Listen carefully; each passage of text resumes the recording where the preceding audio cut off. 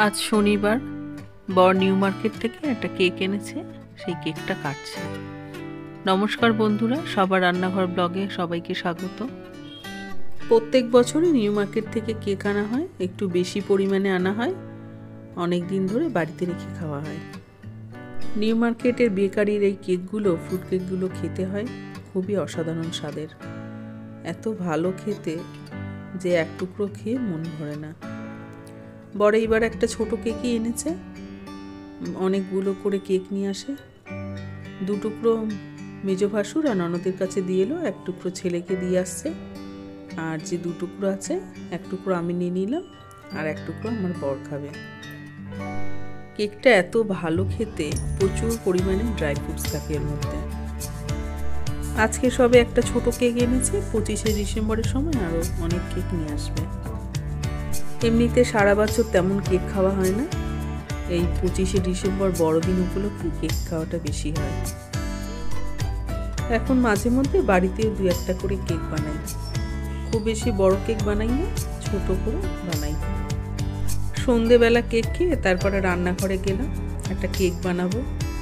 একটা স্টিলের বাটির মধ্যে দিয়ে দিলাম ছোট কাপের 1 কাপ গুঁড়ো চিনি, ওই কাপের হাফ কাপ সাদা তেল। এখন গুঁড়ো চিনি আর সাদা তেলটা ভালো করে মিশিয়ে নেব। অনেকক্ষণ ধরে ফেটে নিয়ে একটা স্মুথলি ব্যাটার করে নিয়েছি। এর মধ্যে দিয়ে দিলাম ওই কাপের 1.5 কাপ ময়দা, দিয়ে দিলাম হাফ কাপ গুঁড়ো দুধ,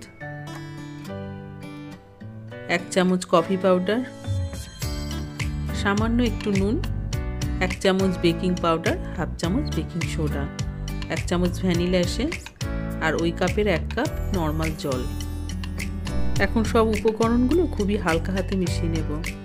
খুব বেশি নাড়াচাড়া করা যাবে না, কারণ বেকিং পাউডার দেওয়া আছে, ভেতরের বাতাসগুলো সব বেরিয়ে গেলে কেকটা ভালো মতো ফুলবে না, শক্ত হয়ে থাকবে।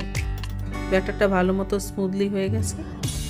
একটা অ্যালুমিনিয়াম বাটির মধ্যে দিয়ে দিলাম 1 চামচ তেল, তেলটা ভালো করে বাটির গায়ে মাখিয়ে নিয়ে দিয়ে দিলাম 1 চামচ ময়দা। ময়দাটাও ভালো করে বাটির চারদিকে লাগিয়ে নিলাম আর এক্সট্রা ময়দাটা ঝেড়ে ফেলে দিলাম। কেকের ব্যাটারটা কেক টিনের মধ্যে ঢেলে দিলাম, হাত দিয়ে একটুখানি ট্যাপ করে দিচ্ছি, যদি এক্সট্রা বাতাস থাকে সেটা বেরিয়ে যাবে। গ্যাসের উপরে একটা বড় প্রেসার কুকার বসিয়ে দিলাম আর প্রেসার কুকারের মধ্যে একটা স্ট্যান্ড বসিয়ে দিলাম। স্ট্যান্ডের উপরে এখন কেকের বাটিটা রেখে দিলাম। তারপরে প্রেসার কুকারের যে ঢাকনার সিটি আর গাটারটা ছিল ওটা খুলে রেখে দিলাম। তারপরে ঢাকাটা লাগিয়ে গ্যাসটা একদম লো হিটে করে 40 মিনিটের জন্য রেখে দেবো। 40 মিনিট হয়ে গেছে, এখন একটু চেক করে নিচ্ছি, কেকটা ভালো মতো বেক হয়ে গেছে। এখন কেকের বাটিটা নামিয়ে ঠান্ডা করে নিলাম। আধ ঘন্টা পর কেকটা ঠান্ডা হয়ে গেছে, এখন ছুরি দিয়ে চারদিকে ছাড়িয়ে নিয়েছি। এখন কেকটা উল্টে নিলাম। কেকের কালারটা খুব সুন্দর এসেছে, কফি পাউডারটা দেওয়ার জন্য কফির মতো কালার হয়ে গেছে। কেকটা খুবই স্পঞ্জি আর নরম হয়েছে আর খুবই জালি জালি হয়েছে। কেকটা হতে বেশি সময় লাগেনি, তৈরি করা আর কেকটা হওয়া নিয়ে টাইম লেগেছে 1 ঘন্টা। এখন রাত হয়ে গেছে, আমরা খাওয়া দাওয়া সেরে নিয়েছি, এখন শুতে যাব। এখন কেকটা কেটে নিচ্ছি, আমরা সবাই খাবো। দোকান থেকে তো কেক কিনে খাওয়া হয়, কিন্তু বাড়িতে বানিয়ে কেক খাওয়ার আনন্দটাই আলাদা। ছেলে তো খুব খুশি, ওর বাবাকে দিচ্ছিল, ওর বাবা বললো তুই আগে খা, তারপর আমি খাবো। এখন ছেলে খাচ্ছে।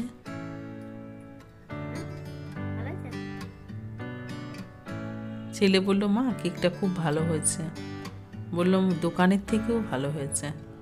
এই শুনেই আনন্দ, এই ছেলের জন্যই করা, ছেলে খেয়ে যদি খুশি হয় ওতেই আনন্দ।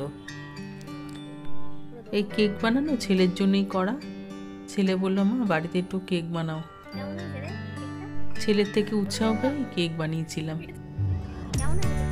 2 বছর আগে প্রথম যখন কেক বানিয়েছিলাম, কেকটা তেমন ফোলেনি, শক্ত হয়েছিল। 2 বছর ধরে মাঝে মধ্যে কেক বানাতে বানাতে এখন ভালো মতো কেক বানাতে পারি। এখন কেকটা ভালো মতো ফুলে আর স্পঞ্জি হয়। আসলে বাটি আর কাপ মেপে যদি সঠিকভাবে নেওয়া হয় তাহলে কেকটা ভালো মতো হবে। আজ এই পর্যন্ত, আবার দেখা হবে নেক্সট ভিডিওতে। যদি ভালো লাগে লাইক আর সাবস্ক্রাইব করে দিও।